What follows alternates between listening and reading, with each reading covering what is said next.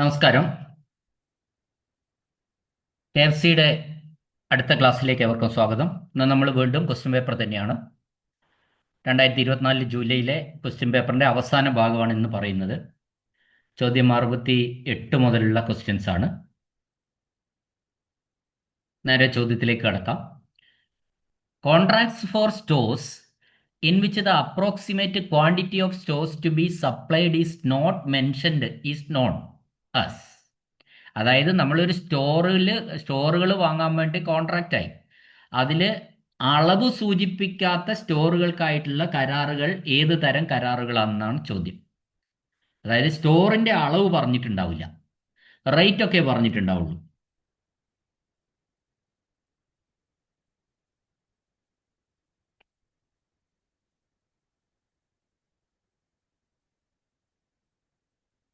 അപ്പോൾ അതിൻ്റെ പേരാണ് റേറ്റ് കോൺട്രാക്റ്റ്. അവിടെ റേറ്റ് മാത്രമേ പ്രാധാന്യമുള്ളൂ. ചിലപ്പോൾ അത് അളവ് എത്രയാണെന്ന് പറഞ്ഞിട്ടില്ല, ചിലപ്പോൾ ഒരു കൊല്ലക്കാലത്തേക്ക് ഉണ്ടാവും. അപ്പോൾ അത്തരത്തിലുള്ള കോൺട്രാക്റ്റ് ആണ് നമ്മൾ റേറ്റ് കോൺട്രാക്റ്റ് എന്ന് പറയുന്നത്.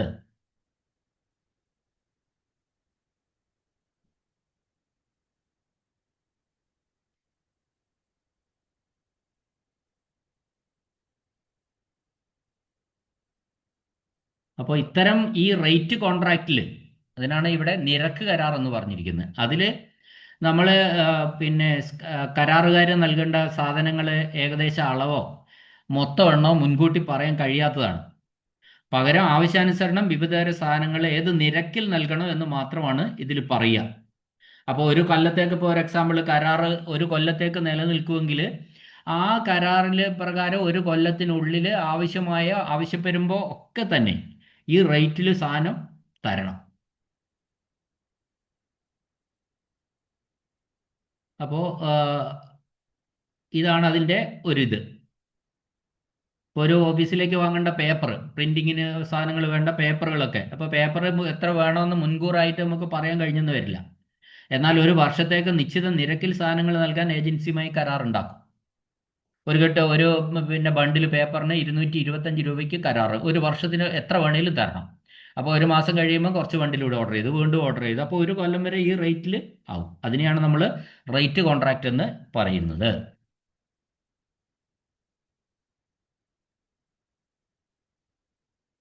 അടുത്ത ചോദ്യം, അക്കൗണ്ടന്റ് ജനറലിന്റെ ഓഡിറ്റിന് വിധേയമല്ലാത്ത ചെലവ്. അക്കൗണ്ടന്റ് ജനറലിന്റെ ഓഡിറ്റിന് വിധേയമല്ലാത്ത ചെലവ് എന്ന് പറയുമ്പോൾ നിങ്ങൾ നോക്കിയാൽ തന്നെ ഉത്തരം വരും. Secret service expense. നമ്മൾ നിരവധി തവണ പറഞ്ഞതാ. ചില ഡിപ്പാർട്ട്മെന്റുകൾക്ക്, വകുപ്പുകൾക്ക് സീക്രട്ട് സർവീസ് ഉണ്ട്.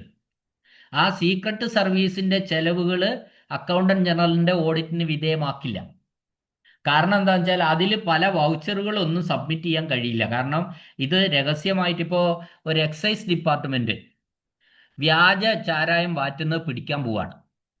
അപ്പോൾ അതിന് പിന്നെ ആ പിടിക്കാൻ പോകുമ്പോൾ റിസ്ക് ഉണ്ടാവും. അവിടെ ആരുടെയെങ്കിലും സഹായം നേടിയിട്ടുണ്ടാവും. ചിലപ്പോൾ ആ സഹായിച്ച ആൾക്ക് ചിലപ്പോൾ പൈസ കൊടുത്തിട്ടുണ്ടാവും. അല്ലെങ്കിൽ അതിൻ്റെ വാഹന ചെലവ് ഉണ്ടാവും, മറ്റേ ഭക്ഷണ ചെലവ് ഉണ്ടാവും, വേറെ ആൾക്കാരെയൊക്കെ വഴി കാണിക്കാൻ വേണ്ടി കൂട്ടിയിട്ടുണ്ടാവും പോകുന്ന വഴിയിൽ. അപ്പോൾ കാട്ടിനകത്തായിരിക്കും ചിലപ്പോൾ സംഭവം. അപ്പോൾ പോകുന്ന വഴി കാണിക്കാൻ വേണ്ടി കൂട്ടിക്കൊണ്ട് പോയ ആൾക്കാർക്ക് എന്തെങ്കിലും പൈസ കൊടുക്കേണ്ടി വരും. അപ്പോൾ ഇതൊക്കെ തന്നെ വൗച്ചറായിട്ട് വെക്കാൻ പറ്റില്ല. മനസ്സിലായില്ലേ?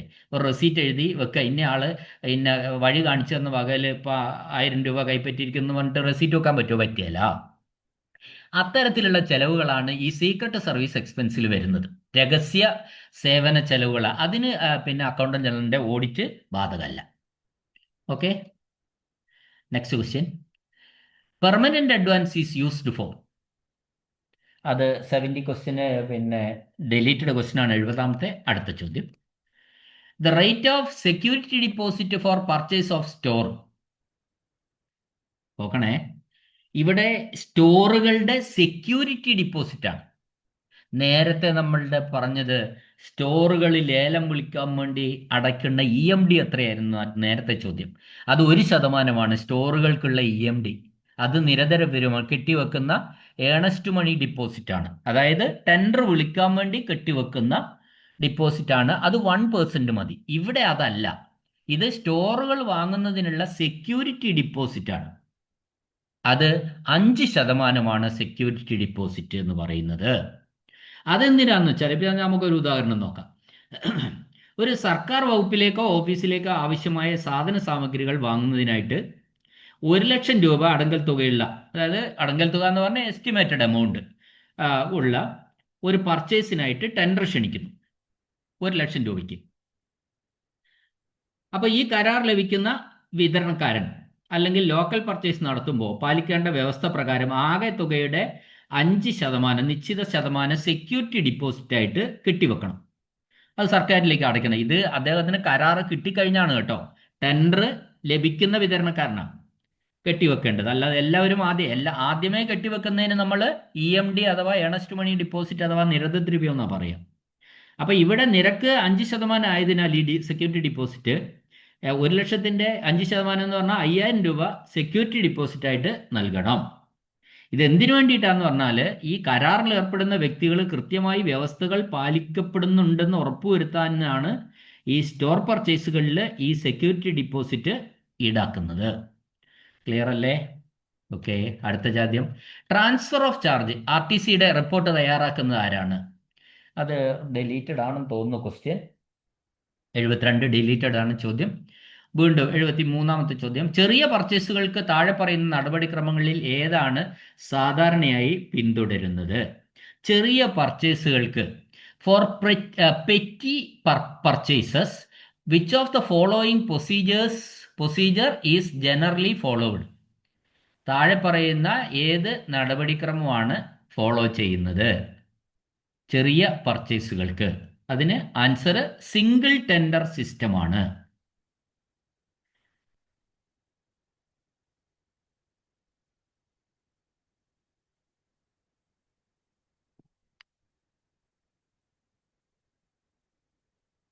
ഇപ്പോൾ പൊതുവെ ചെറിയ പർച്ചേസുകൾക്ക് ചെറിയ തുകയ്ക്കുള്ള സാധനങ്ങൾ വാങ്ങാൻ കൊട്ടേഷൻ ആണ് കൂടുതൽ അനുയോജ്യമായതും പൊതുവെ ഉള്ളതും നടപടിക്രമം. അപ്പോൾ ഇത് സാധാരണഗതിയിൽ അല്ലാത്ത കേസുകൾക്കാണ് ഈ സിംഗിൾ ടെൻഡർ എന്ന് പറയുമ്പോൾ സാധാരണഗതിയിൽ കൊട്ടേഷനാണ് ക്ഷണിക്കുക. ചില പ്രത്യേക സാഹചര്യങ്ങളിൽ ഈ മറ്റ് സ്രോതസ്സുകളിൽ ലഭ്യമല്ലാത്ത കുത്തക സാധനങ്ങൾ വാങ്ങുമ്പോൾ മാത്രമാണ് ശരിക്കും സിംഗിൾ ടെൻഡർ സിസ്റ്റം ഉപയോഗിക്കുന്നത്. ഇപ്പോൾ എന്നിരുന്നാൽ പോലും ഇവിടെ ചെറിയ പർച്ചേസുകൾക്ക് താഴെ പറയുന്ന നടപടിക്രമങ്ങളിൽ നമ്മൾ പറയുന്നത് സിംഗിൾ ടെൻഡർ സിസ്റ്റമാണ്. 73ാമത്തെ ചോദ്യമാണ് 73A. അത് ബിയും അതിൻ്റെ ഉത്തരത്തിൽ വരുന്നുണ്ട്. പിന്നെ സാധാരണഗതിയിൽ ഒരു ഓഫീസിലേക്ക് പെട്ടെന്ന് ആവശ്യമായ കുറച്ച് സ്റ്റേഷനറി സാധനങ്ങൾ ഓഫീസ് ഉപയോഗത്തിലൊക്കെ വാങ്ങുമ്പോൾ ഒന്നിലധികം കടകളിൽ നിന്ന് കൊട്ടേഷൻ ക്ഷണിച്ചിട്ട് ഏറ്റവും കുറച്ച് നൽകുന്നവരിൽ നിന്നാണ് വാങ്ങുന്നത്. ഈ സിംഗിൾ ടെൻഡർ സിസ്റ്റത്തിൽ യഥാർത്ഥത്തിൽ എന്താണെന്ന് വെച്ചാൽ ഈ അത്യാവശ്യ ഘട്ടങ്ങളിൽ ഒരു നിർദ്ദിഷ്ട വ്യക്തിയോ സ്ഥാപനമോ ഒഴിച്ചാൽ മറ്റാർക്കും ആ സ്ഥാപനം ഇല്ല. അങ്ങനെയുള്ള ഇതിലാണ് ഒറ്റ വ്യക്തിയിൽ നിന്നോ സ്ഥാപനത്തിൽ നിന്നോ മാത്രം ടെൻഡർ ക്ഷണിക്കുന്ന രീതിയാണ് ഈ സിംഗിൾ ടെൻഡർ സിസ്റ്റം എന്ന് പറയുന്നത്. അത് അദ്ദേഹത്തിൽ നിന്നല്ലാതെ വേറെ ആരിൽ നിന്നും ആ സാധനം കിട്ടാനുണ്ടാവില്ല. അപ്പോൾ ഇവിടെ ഈ ആൻസർ കൊടുത്തതിൽ നമുക്കൊരു ചെറിയ സംശയം ഉണ്ട്. കാരണം ഇതിൻ്റെ ഈ ക്വസ്റ്റ്യൻ പേപ്പറിൽ പിന്നെ പ്രൊവിഷണൽ ആൻസർ കീയിൽ കൊട്ടേഷൻ ആയിരുന്നു. പിന്നീട് ഒറിജിനൽ ആൻസർ കീ വന്നപ്പോൾ അത് സിംഗിൾ ടെൻഡറായി. പക്ഷെ ഞാനിപ്പോഴും കൊട്ടേഷൻ്റെ കൂട്ടത്തിലാണ് നിൽക്കുന്നത്. നമ്മളതൊരു കോൺട്രവേഴ്സ്യൽ ക്വസ്റ്റ്യൻ ആയതുകൊണ്ട് തന്നെ അതിലേക്ക് നമ്മൾ കൂടുതൽ. അപ്പം ഈ സിംഗിൾ ടെൻഡറിൻ്റെ പ്രത്യേകത അതാണ്. ഈ സിംഗിൾ ടെൻഡർ എന്ന് പറയുന്നത് ഒരാൾ മാത്രമേ ടെൻഡർ ഉണ്ടാവുള്ളൂ. കാരണം അയാൾക്ക് മാത്രമേ എവിടെയും കിട്ടാത്ത സാധനങ്ങളുടെ പ്രൊഡക്ഷൻ നടത്തുന്നവരാണ് ഈ ഒരു കമ്പനി എന്ന് വിചാരിക്കുക. അപ്പോൾ ആ കമ്പനിയിൽ നിന്ന് മാത്രമേ നമുക്ക് ആ സാധനം കിട്ടുള്ളൂ. അപ്പോൾ അവരിൽ നിന്ന് മാത്രം അങ്ങനെയുള്ള സാധനങ്ങൾക്ക് ടെൻഡർ ക്ഷണിക്കുന്നതാണ് ഈ സിംഗിൾ ടെൻഡർ സിസ്റ്റത്തിൽ വരുന്നത് ശരിക്കും. മറ്റേതിലൊക്കെ കൊട്ടേഷനാണ് കറക്റ്റ് ആൻസർ. ഓക്കെ, അത് പോട്ടെ. ചില ക്വസ്റ്റ്യൻസൊക്കെ അങ്ങനെയും നമുക്ക് കണ്ടിരിക്കുന്നു വരും. അടുത്ത ചോദ്യം, ഒരു പൊതുജോലിയിൽ അനുബന്ധ in A public work supplementary estimate is prepared. In A public work supplementary estimate is prepared on the course of work. അങ്ങനെയാണ്, പ്രവൃത്തി തുടരുന്ന സമയത്താണ് ഈ സപ്ലിമെന്ററി എസ്റ്റിമേറ്റ് തയ്യാറാക്കുന്നത്. പൊതു ജോലിയിൽ അനുബന്ധ എസ്റ്റിമേറ്റ് അല്ലെങ്കിൽ സപ്ലിമെന്ററി എസ്റ്റിമേറ്റ് തയ്യാറാക്കുന്നത് എപ്പോഴാണ്? On the course of work. ജോലിയുടെ പുരോഗതിയിൽ ആ സമയത്താണ് ഇത് അനുബന്ധ എസ്റ്റിമേറ്റ് നടന്നുകൊണ്ടിരിക്കുക, അല്ലെ ജോലി നടന്നുകൊണ്ടിരിക്കുമ്പോഴാണ് ഇത് ചെയ്യുന്നത്. അപ്പോൾ ഇത് അങ്ങനെ അതിനെ വിശദീകരിച്ച് പറയുകയാണെങ്കിൽ ഒരു പൊതുമരാമത്ത് പണി നടന്നുകൊണ്ടിരിക്കുമ്പോൾ യഥാർത്ഥ എസ്റ്റിമേറ്റിൽ ഉൾപ്പെടുത്താത്ത എന്നാൽ ജോലി പൂർത്തിയാക്കാൻ അത്യാവശ്യമായ പുതിയ ജോലികളോ അധിക ചെലവുകളോ വരുമ്പോൾ തയ്യാറാക്കുന്ന എസ്റ്റിമേറ്റാണ്, അനുബന്ധ എസ്റ്റിമേറ്റാണ് ഇത്. അപ്പോൾ അത് ജോലി നടന്നുകൊണ്ടിരിക്കുമ്പോഴാണ് ഇത് സാധാരണയായിട്ട് ഉണ്ടാവുക. നേരത്തെ ഇത് കാണാൻ പറ്റില്ല. അപ്പോൾ ജോലി നടന്നുകൊണ്ടിരിക്കുമ്പോഴാണ് മനസ്സിലാവുന്നത് ജോലി പൂർത്തിയാക്കാൻ കുറച്ച് പുതിയ അധികം ജോലികളും അല്ലെങ്കിൽ ചെലവുകളൊക്കെ വരും. അപ്പോൾ നമ്മളൊരു ഉദാഹരണം പറഞ്ഞാൽ, ഒരു സർക്കാർ റോഡ് നിർമ്മാണം നടക്കുമ്പോൾ അപ്രതീക്ഷിതമായി ശക്തമായ മഴയോ വെള്ളക്കെട്ടോ കാരണം റോഡിൻ്റെ ഒരു ഭാഗത്ത് അധികമായി ഡ്രെയിനേജ് നിർമ്മിക്കേണ്ടി വരുന്നെന്ന് കരുതുക. അപ്പോൾ ഈ അധിക ജോലി യഥാർത്ഥ എസ്റ്റിമേറ്റിൽ ഉൾപ്പെടുത്തിയിട്ടുണ്ടാവില്ല. എന്നാൽ റോഡ് പണി പുരോഗമിച്ചുകൊണ്ടിരിക്കുമ്പോൾ ഈ പുതിയ ആവശ്യത്തിനായി ഒരു എസ്റ്റിമേറ്റ് തയ്യാറാക്കി സമർപ്പിക്കുന്നതിനാണ് നമ്മൾ സപ്ലിമെൻ്ററി എസ്റ്റിമേറ്റ് എന്ന് പറയുന്നത്. അപ്പോൾ സപ്ലിമെൻ്ററി എസ്റ്റിമേറ്റ് എപ്പോഴും നടക്കുന്നത് എപ്പോഴാണ്? ജോലിയുടെ പുരോഗതിയിലാണ്, ജോലി തുടർന്നുകൊണ്ടിരിക്കുന്ന സമയത്താണ് അത് ഉണ്ടാവുന്നത്. അടുത്ത ചോദ്യം, ഒരു ശതമാന നിരക്കിൽ കരാറിൽ അധിക ജോലി ചെയ്തു in A percentage rate contract extra item of work is done. ഒരു ശതമാന നിരക്കിൽ percentage rate contract extra item of work is done. ഇത് നമ്മൾ പറയുന്നത് ഒരു പെർസെൻറ്റേജ് റേറ്റ് കോൺട്രാക്റ്റിൽ അഡീഷണൽ അല്ല എക്സ്ട്രാ ജോലി ചെയ്യുമ്പോൾ ബാധകമാകുന്ന നിരക്കിനെ കുറിച്ചാണ്. അപ്പോൾ അത് പെർസെൻറ്റേജ് റേറ്റ് കോൺട്രാക്റ്റ് എന്ന് പറഞ്ഞാൽ ഈ കരാർ രീതിയിൽ എസ്റ്റിമേറ്റിൽ നൽകിയിട്ടുള്ള ഷെഡ്യൂൾ റേറ്റിനേക്കാൾ നിശ്ചിത ശതമാനം കൂടിയോ കുറഞ്ഞോ അല്ലെങ്കിൽ അതേ നിരക്കിലോ പണി ചെയ്യാൻ കരാറുകാരൻ സമ്മതിക്കുന്നു. അത് കൂടിയ റേറ്റിലാവാം, കുറഞ്ഞ റേറ്റിലാവാം, ഈ പറഞ്ഞ റേറ്റിലാവാം. ഇപ്പോൾ അതാണ് പെർസെൻറ്റേജ് റേറ്റ് കോൺട്രാക്റ്റ് എന്ന് പറയുന്നത്. ഇപ്പോൾ ഒരു സർക്കാർ നിർമ്മാണ പ്രവൃത്തിയുടെ എസ്റ്റിമേറ്റ് തുക ഷെഡ്യൂൾ റേറ്റ് പ്രകാരം ഒരു 1,00,000 രൂപയാണെന്ന് വിചാരിക്കാം.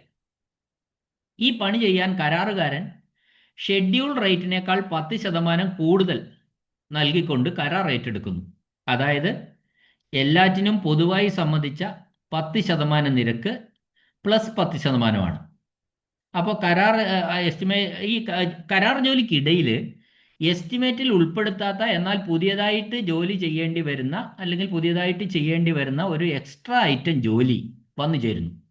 അപ്പോൾ ആ പുതിയ ഐറ്റത്തിൻ്റെ ഷെഡ്യൂൾ പ്രകാരമുള്ള അടിസ്ഥാന വില 5,000 രൂപയാണെന്ന് കരുതുക. അപ്പോൾ എക്സ്ട്രാ ജോലിക്ക് തുക കണക്കാക്കുന്നത് എങ്ങനെയാണ്? പെർസെൻറ്റേജ് റേറ്റ് കരാർ പ്രകാരം ഈ എക്സ്ട്രാ ഐറ്റത്തിനും മൊത്തത്തിലുള്ള കരാറിനായി അംഗീകരിച്ച അതേ ശതമാന നിരക്കാണ് 10% എബോവ് കണക്കാക്കുന്നത്. അതായത് എക്സ്ട്രാ ഐറ്റത്തിൻ്റെ വില 5,000 രൂപ പ്ലസ് 10%, അത് നമ്മൾ സമ്മതിച്ച ശതമാനമാണ്, അങ്ങനെ 5,500 രൂപ.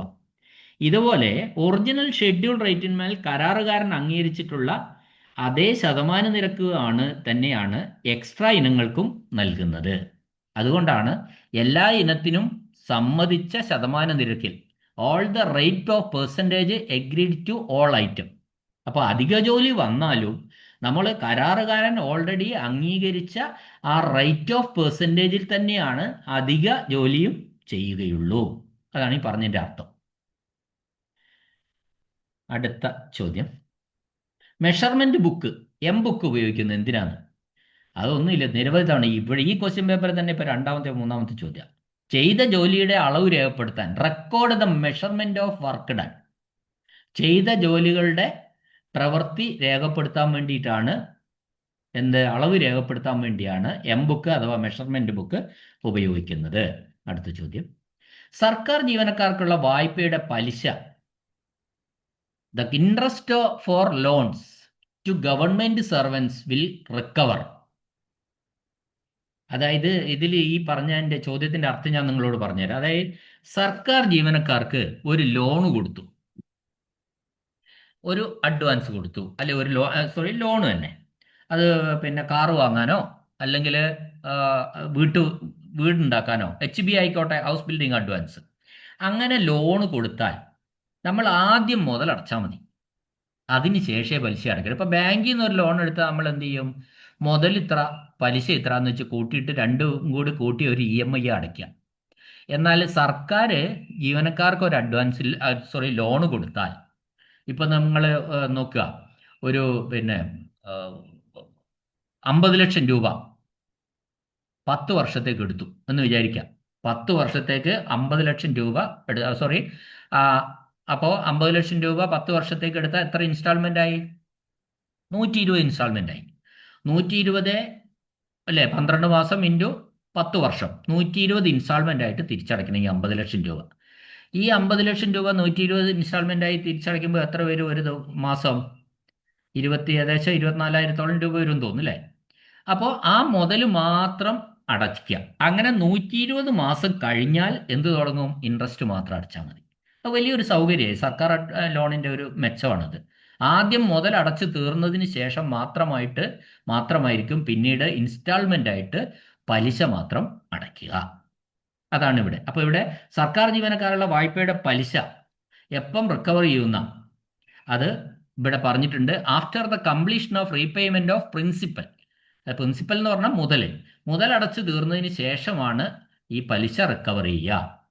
അതായത് ഇവിടെ ആൻസർ സി, മുതലിന്റെ തിരിച്ചടവ് പൂർത്തിയാക്കിയ ശേഷം, after the completion of repayment of principal. അടുത്ത ചോദ്യം, ഹൗസ് ബിൽഡിംഗ് അഡ്വാൻസിന്റെ സുരക്ഷയ്ക്കായിട്ട് സർക്കാർ ജീവനക്കാരുടെ മോർട്ട്ഗേജ് ഡീഡുകൾക്കുള്ള സ്റ്റാമ്പ് ഡ്യൂട്ടി. ഇപ്പൊ സർക്കാർ ഹൗസിംഗ് ലോൺ നമ്മൾ എടുക്കണമെങ്കിൽ, ഒരു വീട്ടുവാടക സർക്കാരിൽ നിന്ന് HBA എടുക്കണമെങ്കിൽ നമ്മുടെ പ്രോപ്പർട്ടിയും വീടും ഒക്കെ തന്നെ, അല്ല ആ സ്ഥലം, നമ്മൾ വീടെടുക്കുന്ന സ്ഥലം ഗവർണറുടെ പേരിൽ നമ്മൾ രജിസ്റ്റർ ചെയ്ത് കൊടുക്കേണ്ടതായിട്ടുണ്ട്. അപ്പൊ ഇത്തരത്തിൽ മോർട്ട്ഗേജ് ചെയ്യുന്ന സമയത്ത് സ്റ്റാമ്പ് ഡ്യൂട്ടി എത്രയാണെന്നാണ് ചോദ്യം. അതിന് സ്റ്റാമ്പ് ഡ്യൂട്ടി ഇല്ല, 0%. പ്രത്യേക ചോദ്യമാണ്, ശ്രദ്ധിച്ചിരിക്കണം. മോർട്ട്ഗേജ് ഡീഡുകൾക്കുള്ള സ്റ്റാമ്പ് ഡ്യൂട്ടി എത്രയാണ് സർക്കാർ ജീവനക്കാർ HBA എടുക്കുമ്പോൾ? അപ്പോൾ അവിടെ 0% എന്നാണ് ഇവിടെ ആൻസർ. അല്ലെങ്കിൽ അങ്ങനെ സ്റ്റാമ്പ് ഡ്യൂട്ടി ഇല്ല എന്നതാണ് ആൻസർ. ഇനി the maximum amount that can be sanctioned as additional house building advance. ഒരു സർക്കാർ ജീവനക്കാരന് ഹൗസ് ബിൽഡിംഗ് അഡ്വാൻസ് ഓൾറെഡി അനുവദിച്ചു, പക്ഷേ പിന്നീട് അത് മനസ്സിലായി പോരാന്ന്. അപ്പോൾ അഡീഷണൽ ഹൗസ് ബിൽഡിംഗ് അഡ്വാൻസിന് അദ്ദേഹം അപേക്ഷിച്ചാൽ അത് എത്ര കൊടുക്കും എന്നാണ് ചോദ്യം. അത് ബേസിക് പേയുടെ 10%. അഡീഷണൽ വേണമെങ്കിൽ കൊടുക്കുക, ബേസിക് പേയുടെ 10%, 10 ടൈംസ് ഓഫ് ബേസിക് പേ. സാധാരണഗതിയിൽ HBAക്ക് ബേസിക് പേയുടെ എത്ര ശതമാനം ആണ് ലോൺ കൊടുക്കുക? 50 ഇരട്ടിയാണ്. ബേസിക് പേയുടെ 50 ഇരട്ടിയാണ് സാധാരണ. നമ്മൾ ക്വസ്റ്റ്യൻ നേരത്തെ കണ്ടതാണ്. Okay, next question, house building advance തിരിച്ചടയ്ക്കുന്നതിൽ വീഴ്ച വരുത്തിയാൽ അതിൻ്റെ പീനൽ ഇൻട്രസ്റ്റ് അഥവാ പിഴപ്പലിശ എത്രയാണ്? അതിൻ്റെ റേറ്റ് എത്രയാണ്? ഹൗസ് ബിൽഡിംഗ് അഡ്വാൻസ് തിരിച്ചടയ്ക്കുന്നതിൽ വീഴ്ച വരുത്തിയാൽ പീനൽ ഇൻട്രസ്റ്റ് എന്ന് പറയുന്നത് 2.5%. 2.5%. അപ്പം നമ്മൾ ഹൗസ് ബിൽഡിംഗ് അഡ്വാൻസിന് 8% പലിശ ഈടാക്കുന്നതെങ്കിൽ അതിൻ്റെ കൂട്ടത്തിൽ അടയ്ക്കാതിരുന്ന അതിന് 10.5%, 8 പ്ലസ് 2.5% വേറെയും വരും. അതിനാണ് നമ്മൾ പീനൽ ഇൻട്രസ്റ്റ് എന്ന് പറയുന്നത്, പിഴപ്പലിശ എന്ന് പറയും. അപ്പോൾ HBAയുടെ പണം അടയ്ക്കാതിരുന്നാൽ അതിൻ്റെ പിഴപ്പലിശ 2.5%, 2.5% ആണ്. അടുത്ത ചോദ്യം, ഗസറ്റഡ് ഓഫീസറുടെ ലീവ് അനുവദിക്കുന്നത്. ഗസറ്റഡ് ഓഫീസറുടെ എല്ലാം അനുവദിക്കുന്ന അക്കൗണ്ടന്റ് ജനറലാണ്. ഓക്കെ, അടുത്ത ചോദ്യം, ഗസറ്റഡ് അല്ലാത്ത ഒരു ജീവനക്കാരൻ്റെ സേവന പുസ്തകം ആരാണ് പരിപാലിക്കുന്നത്? ഗസറ്റഡ് അല്ലാത്ത ഒരാളുടെ സർവീസ് ബുക്ക് ആ ഓഫീസ് മേധാവിയാണ്. അല്ലെങ്കിൽ സ്ഥാപന മേധാവി എന്നും പറയാം. സ്ഥാപന മേധാവി അല്ലെങ്കിൽ ഓഫീസ് മേധാവി. അടുത്ത ചോദ്യം, contingent bill shall preserve in the office for not less than. കണ്ടിൻജന്റ് ബില്ലുകൾ ഒരു ഓഫീസിൽ എത്ര കാലം സൂക്ഷിക്കണം? കണ്ടിൻജന്റ് ബില്ലുകൾ ഓഫീസിൽ 5 വർഷം സൂക്ഷിക്കണം. അതാണ് ആൻസർ, 5 വർഷം സൂക്ഷിക്കണം. അടുത്ത 84 ചോദ്യം, ഒരു ഗവൺമെന്റ് ഉദ്യോഗസ്ഥന് അനുവദിച്ചിട്ടുള്ള ട്രാൻസ്ഫറിന്റെ മുൻകൂർ വേതനം വീണ്ടെടുക്കുന്നത്. അതായത് advance pay on transfer sanction to a government servant shall recover in. അതായത് നമ്മൾ മുൻകാലങ്ങളിൽ, ഇപ്പോഴും ഉണ്ട് പക്ഷെ അതൊന്നും ആരും വാങ്ങാറില്ല, ഒരു ജീവനക്കാരനെ ട്രാൻസ്ഫർ ചെയ്യുമ്പോൾ അയാൾ ഈ ട്രാൻസ്ഫറിന് വേണ്ടിയിട്ട് അഡ്വാൻസ് വാങ്ങും. മുൻകൂറായിട്ട് പണം മേടിക്കും സ്ഥലം മാറിപ്പോകാനുള്ള ചെലവിന് വേണ്ടിയിട്ട്. അപ്പോൾ അഡ്വാൻസ് ആണല്ലോ വാങ്ങുന്നത്. അഡ്വാൻസ് വാങ്ങിയാൽ അതിനുള്ള ചെലവ് ഗവൺമെന്റ് വഹിക്കേണ്ട ആവശ്യമില്ല. ഈ പണം ഇദ്ദേഹത്തിൻ്റെ അടുത്ത് നിന്ന് തിരിച്ചു പിടിക്കും. അന്നേരം അദ്ദേഹത്തിൻ്റെ അടുത്ത് പൈസ ഇല്ലാത്തതുകൊണ്ടാണ് അദ്ദേഹം ഈ ട്രാൻസ്ഫർ പോകാൻ വേണ്ടി, സ്ഥലം മാറ്റത്തിൽ പുതിയ ഓഫീസിൽ പോകാനുള്ള മറ്റു പല ചിലവുകളുണ്ട്, വട്ടച്ചെലവെല്ലാം കൂടി വരുന്ന അതിനു വേണ്ടിയിട്ട് അയാൾ അഡ്വാൻസ് മേടിച്ചു. അപ്പോൾ അഡ്വാൻസ് പേ ഓൺ ട്രാൻസ്ഫർ അത് ഗവൺമെന്റിൽ നിന്ന് വാങ്ങി. അപ്പോൾ അഡ്വാൻസ് ആയതുകൊണ്ട് എന്ത് വേണം? ഈ പണം അദ്ദേഹത്തിൻ്റെ അടുത്ത് നിന്ന് പിന്നീട് തിരിച്ചു പിടിക്കും. അത് എത്ര ഗഡുവായിട്ടാണ് റിക്കവർ ചെയ്യുന്നതെന്നാണ് ചോദ്യം. വളരെ ഇമ്പോർട്ടൻറ്റ് ക്വസ്റ്റ്യൻ ആണ്. 3 ഗഡുക്കളായിട്ടാണ് റിക്കവർ ചെയ്യുക. Advance pay on transfer will recover in three instalments. Okay, അടുത്ത ചോദ്യം. Final stage of budget. ബഡ്ജറ്റിൻ്റെ ഇവിടെ ഒന്നുമല്ല എന്നുള്ള ആൻസറിലേക്ക് ഞാൻ കടക്കുന്നില്ല, അത് വിട്ടേക്ക്. 86ാമത്തെ ചോദ്യം. Unit of appropriation is. നമ്മൾ എപ്പോഴും ഒരുപാട് പഠിച്ചിട്ടുള്ള ഒരു ചോദ്യമായത്. യൂണിറ്റ് ഓഫ് അപ്രോപ്രിയേഷൻ എന്ന് പറയുന്നത് അത് ഡീറ്റെയിൽഡ് ഹെഡാണ്.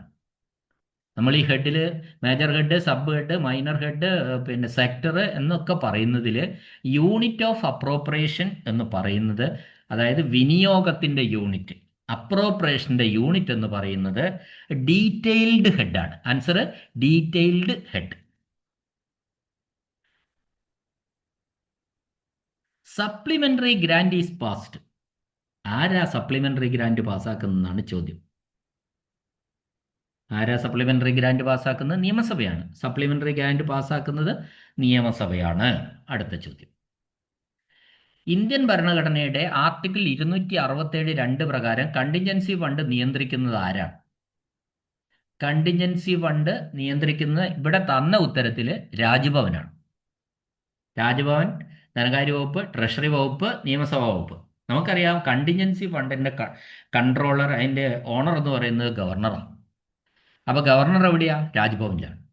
എന്നാൽ ഇത് നിയന്ത്രിക്കുന്നില്ല, മറിച്ച് ആ കാര്യങ്ങളൊക്കെ ചെയ്യുന്നത് ധനകാര്യ വകുപ്പാണ്. ഫണ്ട് കൈകാര്യം ചെയ്യുന്നത് ധനകാര്യ വകുപ്പാണ്, പക്ഷെ നിയന്ത്രണം ഗവർണർക്ക് തന്നെയാണ്. അതുകൊണ്ടാണ് രാജ്ഭവൻ എന്ന ഉത്തരം വന്നിട്ടുള്ളത്. Okay, next question. The term of public account committee is. അതായത് പബ്ലിക് അക്കൗണ്ട് കമ്മിറ്റിയുടെ കാലാവധിയാണ് ചോദിച്ചിരിക്കുന്നത്. Term. The term of public account committee is എത്രയാണെന്നാണ് ചോദിച്ചത്. അത് 2 വർഷമാണ്. പബ്ലിക് അക്കൗണ്ട് കമ്മിറ്റിയുടെ കാലാവധി 2 വർഷമാണ്. അടുത്ത ചോദ്യം. The government will pass final orders on part 1 estimate before. അതിൽ ഒരു ചെറിയ വിശദീകരണം വേണമെന്നാണ് എനിക്ക് തോന്നുന്നത്. The government will pass final orders on part 1 estimate before. എത്രയ്ക്കുള്ളിൽ? ജനുവരി 31-നുള്ളിൽ പാർട്ട് 1 എസ്റ്റിമേറ്റ് പാസ്സായിരിക്കണം. Final orders. Government will pass final orders on part 1 estimate, അതായത് ഡാഷിന് മുമ്പ് ഭാഗം 1 എസ്റ്റിമേറ്റ് പ്രകാരം സർക്കാർ അന്തിമ ഉത്തരവുകൾ പാസ്സാക്കേണ്ടതുണ്ട്. അത് ജനുവരി 31-ന് ഉള്ളിലാണ്. അതിൻ്റെ ഒരു വിശദീകരണം, ഇതിപ്പോൾ കേരള ബഡ്ജറ്റ് മാനുവൽ പ്രകാരമുള്ള ബജറ്റ് തയ്യാറെടുപ്പുകളുടെയും എസ്റ്റിമേറ്റുകളുടെയും ഭാഗമാണിത് ശരിക്കും. ഇപ്പം അടുത്ത സാമ്പത്തിക വർഷത്തേക്കുള്ള ബജറ്റ് എസ്റ്റിമേറ്റുകൾ തയ്യാറാക്കുമ്പോൾ നിലവിലുള്ള പദ്ധതികളുടെയും സ്ഥിരമായി അനുവദിക്കപ്പെട്ടിട്ടുള്ള ചെലവുകളുടെയും കണക്കുകൾ അടങ്ങിയ ഒരു ഇതാണ് പാർട്ട് 1 എസ്റ്റിമേറ്റ് എന്ന് പറയുന്നത്. നിലവിലുള്ള പദ്ധതികളുടെയും സ്ഥിരമായി അനുവദിക്കപ്പെട്ടിട്ടുള്ള ചെലവുകളുടെയും കണക്കുകൾ അടങ്ങിയ ഭാഗമാണ് ഈ പാർട്ട് 1 എസ്റ്റിമേറ്റ്. അപ്പോൾ അത് സംബന്ധിച്ച ഉത്തരവുകൾ, ഗവൺമെന്റ് അന്തിമ ഉത്തരവുകൾ പുറപ്പെടുവിക്കേണ്ട അവസാന തീയതി ജനുവരി 31 അത് വേണമെങ്കിൽ നമുക്ക് ഒന്നുകൂടി വിശദമാക്കാം. അതായത് നമ്മളിപ്പോൾ അടുത്ത സാമ്പത്തിക വർഷം, അതായത് അടുത്ത ഏപ്രിൽ 1 മുതൽ സർക്കാരിൻ്റെ നിലവിലുള്ള ഓഫീസുകളുടെ നടത്തിപ്പ്, ജീവനക്കാരുടെ ശമ്പളം, സ്ഥിരം പദ്ധതികൾ എന്നിവയ്ക്കുള്ള തുക കണ്ടെത്താനായി വകുപ്പുകൾ സമർപ്പിക്കുന്ന പാർട്ട് 1 എസ്റ്റിമേറ്റുകൾ പരിശോധിച്ച് സർക്കാർ അതിൽ അന്തിമ അനുമതി നൽകി ഉത്തരവുകൾ ഇറക്കേണ്ടത് ആ വർഷം ജനുവരി 31-നകമാണ്. ഇത് ബജറ്റ് നടപടികൾ സമയബന്ധിതമായി പൂർത്തിയാക്കാൻ വേണ്ടി സഹായിക്കും. അത്രയേ ഉള്ളൂ അതിൻ്റെ ഒരു ഇതെന്ന് പറയുന്നത്. അടുത്ത ചോദ്യം. സ്ഥിരമായ ആസ്തികൾ, അതായത് the expenditure four creating permanent asset. നിങ്ങൾ കേൾക്കണേ, ഈ പെർമനന്റ് അസറ്റ് സൃഷ്ടിക്കുക എന്ന് പറയുന്നതിൻ്റെ ഒരു അർത്ഥം ക്യാപിറ്റൽ എക്സ്പെൻഡിച്ചറിനാണ്. മൂലധന ചെലവ്, expenditure four creating permanent asset. ഞാൻ ഒരു ഉദാഹരണം പറയാം. ഇപ്പോൾ പിന്നെ ഒരു LP സ്കൂള് വാടകയ്ക്ക് ആണ് പ്രവർത്തിക്കുന്നത്, വാടക കെട്ടിടത്തിൽ പ്രവർത്തിക്കാം. അപ്പോൾ സർക്കാരിനെ സംബന്ധിച്ചിടത്തോളം ഇവിടെ ഓരോ മാസവും ആ ബിൽഡിങ്ങിൻ്റെ ഓണറിന് വാടക കൊടുക്കണം. അതൊരു നഷ്ടക്കച്ചേരിയാണ്. എന്നാൽ സർക്കാരിന് അപ്പുറത്ത് ഭൂമി ഉണ്ട് താനും. അപ്പം ഭൂമിയിൽ സർക്കാർ ഒരു കെട്ടിടം നിർമ്മിച്ചു. അങ്ങനെ നിർമ്മിക്കുമ്പോൾ അതെന്താ, ഒരു പെർമനന്റ് അസറ്റാണ് കെട്ടിടം എന്ന് പറയുന്നത്. ആ സർക്കാർ നിർമ്മിച്ച ആ കെട്ടിടം ഒരു പെർമനന്റ് അസറ്റാണ്. ആ പെർമനന്റ് അസറ്റ് എന്ന് പറയുന്നത് എന്താ, ഏത് ചെലവാ? ക്യാപിറ്റൽ എക്സ്പെൻഡിച്ചറാണ്. ഭാവിയിൽ അത് കഴിഞ്ഞപ്പോൾ ഇനി സർക്കാരിന് ഈ കണക്കിൽ മാസം മാസം വാടക കൊടുക്കേണ്ട ആവശ്യമില്ല. ആ കെട്ടിടം പെർമനന്റ് അസറ്റായി, അതായത് സ്ഥിരമായ ആസ്തിയായിട്ട് മാറി. അത് സൃഷ്ടിക്കുന്നതിനുള്ള ചെലവ്, സ്ഥിരമായ ആസ്തികൾ സൃഷ്ടിക്കുന്നതിനുള്ള ചെലവിനാണ് നമ്മൾ ക്യാപിറ്റൽ എക്സ്പെൻഡിച്ചർ എന്ന് പറയുന്നത്. ഓക്കെ, അടുത്ത ചോദ്യം. Tax revenue is credited to. Tax revenue എവിടത്തേക്കാണ് ക്രെഡിറ്റ് ചെയ്യുന്നത്? കൺസോളിഡേറ്റഡ് ഫണ്ടിലേക്കാണ്. ടാക്സ് റവന്യൂ കൺസോളിഡേറ്റഡ് ഫണ്ടിലേക്കാണ് ക്രെഡിറ്റ് ചെയ്യുന്നത്. ഉത്തരം കൺസോളിഡേറ്റഡ് ഫണ്ട്.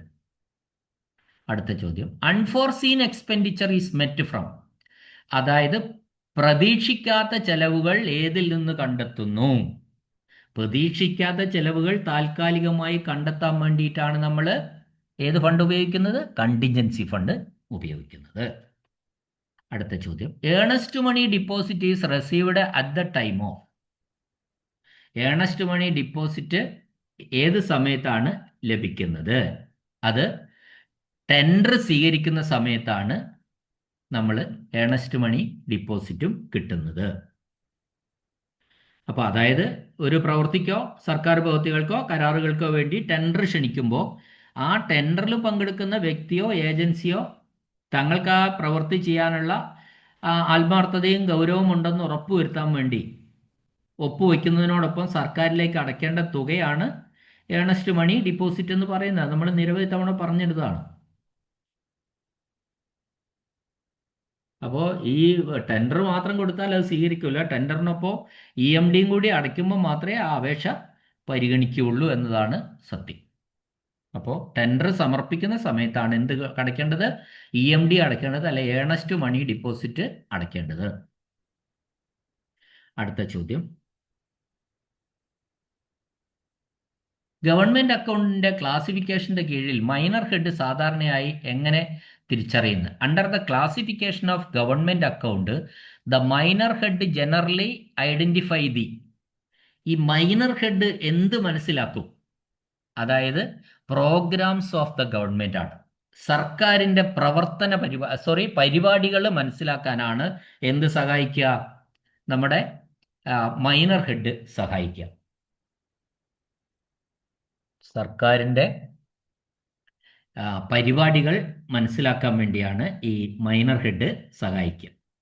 അപ്പോൾ നമ്മൾ വേണമെങ്കിൽ ഇതിൽ ഒരു ഉദാഹരണം നമുക്ക് പറയാം. പിന്നെ ഒരു ഗവൺമെന്റ് അക്കൗണ്ടിലെ 4 ക്ലാസിഫിക്കേഷൻ എന്ന് പറയുന്നത് മേജർ ഹെഡ്, പിന്നെ sub major head, minor head, പിന്നെ അങ്ങനെ നമുക്കിത് കൃത്യമായിട്ട് പറയാവുന്നുണ്ട്. അപ്പോൾ അത് വേണമെങ്കിൽ നമുക്കൊരു എക്സാമ്പിൾ വെച്ച് ഇതിനെ പറയാം. ഗവൺമെന്റ് പ്രൈമറി സ്കൂളുകൾ, അസിസ്റ്റൻസ് ഗവൺമെന്റ് പ്രൈമറി സ്കൂളുകൾ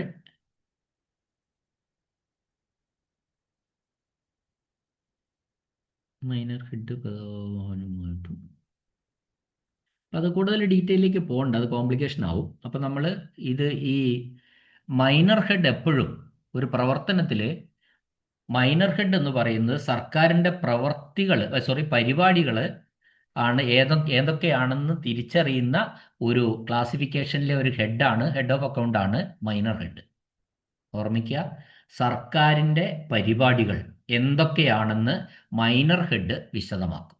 നമുക്കറിയാം സെക്ടർ തുടങ്ങി മേജർ ഹെഡ്, സബ് മേജർ അങ്ങനെ വരികയാണല്ലോ. അപ്പോൾ മൈനർ ഹെഡിലെത്തുമ്പോൾ അത് സർക്കാരിൻ്റെ പരിപാടികൾ എന്തൊക്കെയാണെന്ന് വ്യക്തമാക്കുന്നു. അടുത്ത ചോദ്യം, A lapsed deposit can be refunded. അപ്പോൾ ഒരു കാലഹരണപ്പെട്ട ഒരു നിക്ഷേപം എങ്ങനെ തിരിച്ചു നൽകാമെന്നാണ്. അത് അക്കൗണ്ടന്റ് ജനറലിന്റെ അംഗീകാരത്തോടെ തിരികെ നൽകാം. With the authorisation of accountant general. A lapsed deposit can be refunded. Answer, with the authorisation of accountant general. Accountant ജനറലിന്റെ അംഗീകാരത്തോടെ തിരികെ കൊടുക്കാം ലാപ്സ്ഡ് ഡിപ്പോസിറ്റ്. അടുത്ത ചോദ്യം, ബജറ്റ് എന്ന വാക്ക്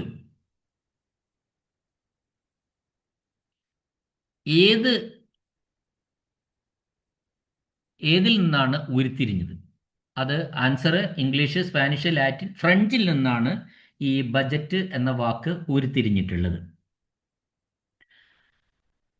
അപ്പോൾ ഇവിടെ ഫ്രഞ്ച് കൊടുത്തിട്ടുണ്ട്, ഫ്രഞ്ചാണ് ശരി. ബജറ്റ് വന്നിരിക്കുന്നത് ഫ്രഞ്ച് ഭാഷയിൽ നിന്നാണ്. ബജറ്റ് എന്നത് പഴയ ഓൾഡ് ഫ്രഞ്ച് വാക്കിൽ നിന്നാണ്. ഫ്രഞ്ച് ഭാഷയിൽ ഈ ചെറിയ ലെതർ ബാഗ് അല്ലെങ്കിൽ സഞ്ചി എന്നാണ് ഈ ബജറ്റ് എന്ന വാക്കിന്റെ അർത്ഥം. ചെറിയ ലെതർ ബാഗ് എന്നോ സഞ്ചി എന്നോ ആണ്. അപ്പോൾ പഴയ കാലത്ത് ഈ ബ്രിട്ടനിൽ രാജ്യത്തിൻ്റെ ധനകാര്യ മന്ത്രി വരവ് ചെലവ് കണക്കുകൾ സൂക്ഷിച്ചിരുന്നത് ഇത്തരത്തിലുള്ള ഒരു ലെതർ ബാഗിലായിരുന്നു. ഇതിൽ നിന്നാണ് ബജറ്റ് അവതരിപ്പിക്കുന്ന രീതിക്കും ആ പേര് വന്നത്.